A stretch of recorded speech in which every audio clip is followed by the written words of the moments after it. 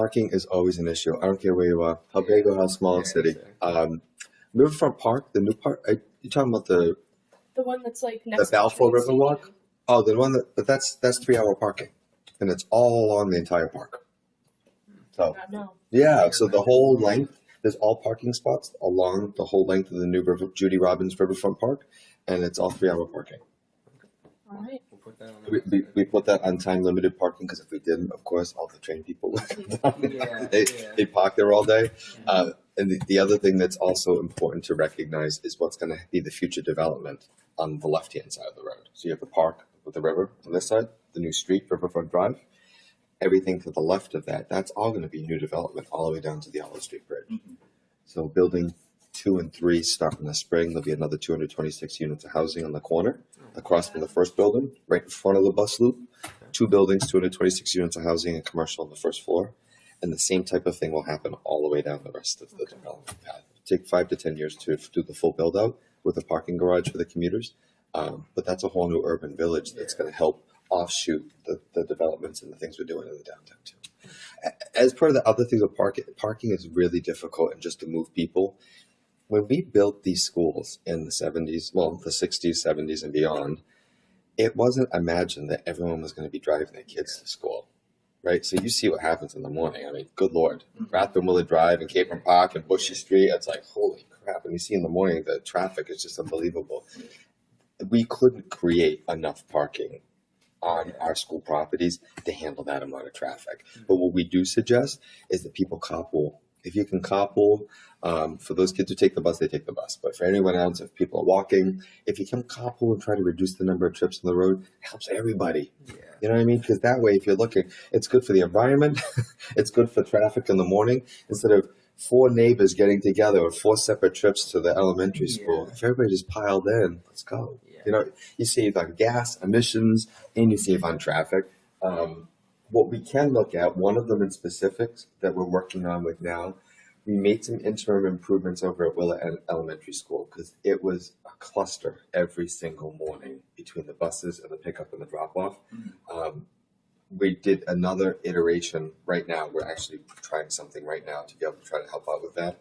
But we're also trying to look at traffic patterns to try to get people in and out more quickly.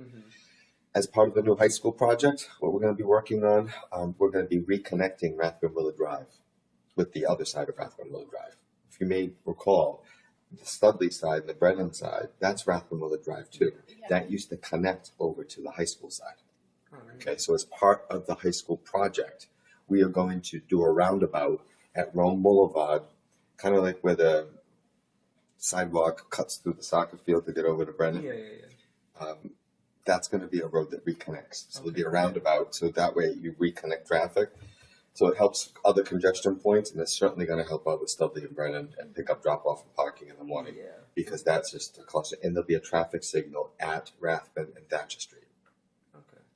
Oh. Okay, so that changes the whole commuting and traffic and parking problem. I think that portion is certainly going to help out, and especially as the city continues to grow, we have to do that. So we've built that into the high school project because that's going to end up having to be part of that.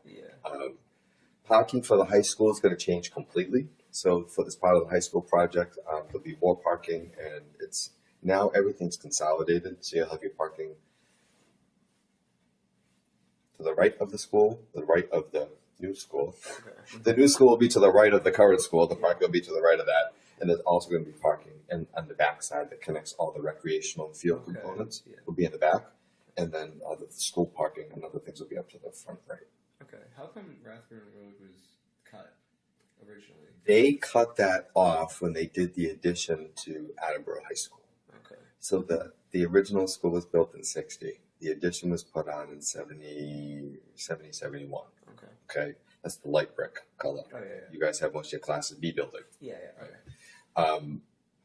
That was added on then, and when they did the addition, they were having problems with people speeding. Okay. That was one issue that they had, and you can actually see where the old road was. If you watch the telephone poles that go across the field, that was the edge of the perimeter of the roadway. So, and the utilities are still underneath it, the drainage, the water, the sewer, the gas is still under there. As part of that, they also had some type of law that was initiated where it had to do with the fact that if there's a field within so much of a radius, that you shouldn't have a road crossing it. Okay. So I think it was the two things together Okay. that made that choice. But now's the perfect time when we're going to be redoing everything. Now's the time to be able to get into it and do the full changes and moving the fields around. And that way we can still keep the stadium where it is Yeah. and not impact still reconnecting the road. Honestly. But I don't think that anyone ever anticipated the number of students increasing and the number of vehicle traffic that was going to be, because I don't think otherwise they would have ever did what they did back